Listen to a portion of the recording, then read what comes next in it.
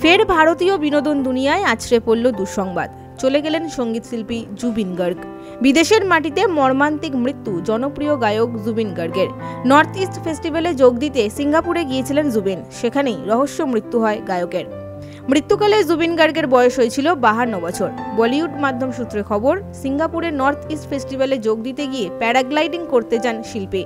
ঠিক সেই সময়ই বিপত্তি ঘটে। জানা গিয়েছে, প্যারাগ্লাইডিং করার সময়ে আচমকাই সমুদ্রের মধ্যে পড়ে যান জুবিন। অনেকটা সময় অচৈতন্য অবস্থাতেই সমুদ্রের জলে ভেসেছিলেন। খবর পেয়ে সিঙ্গাপুর পুলিশ ঘটনাস্থলে গিয়ে সমুদ্র থেকে গায়ককে উদ্ধার করে তড়িঘড়ি এক বেসরকারি হাসপাতালে ভর্তি করেন। তাকে রাখা হয়েছিল আইসিইউতে। সেখানেই শেষ নিঃশ্বাস ত্যাগ করেন জুবিন গার্গ। প্রসঙ্গত, জন্মসূত্রে অসমের হলেও বলিউডের বেশ পরিচিত নাম জুবিন। গান গেয়েছেন ফিজা, গ্যাংস্টার, রাজ, 3D, ক্রিস 3-র মতো সিনেমায়।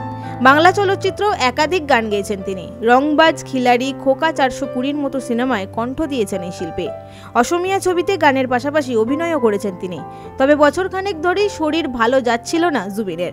গায়কের ঘনিষ্ঠ মহলও একাধিকবার তার বিরুদ্ধে অত্যাধিক মদ্যপানের অভিযোগ তুলেছে, যার জেরে তার একাধিক শো বাতিল সাম্প্রতিক অতীতে।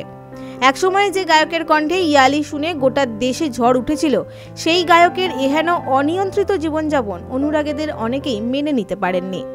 অসমের জোরহাটে জুবিনের আদি বাড়ি। অহমিয়া, হিন্দি, বাংলা মিলিয়ে প্রায় 38,000 গান রেকর্ড করেছেন তিনি।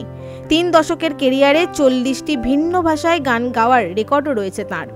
উল্লেখ্য, একাধিকবার নানা কর্মকাণ্ডের জেরে বিতর্কেও জড়িয়েছেন জুবিন গার্গ।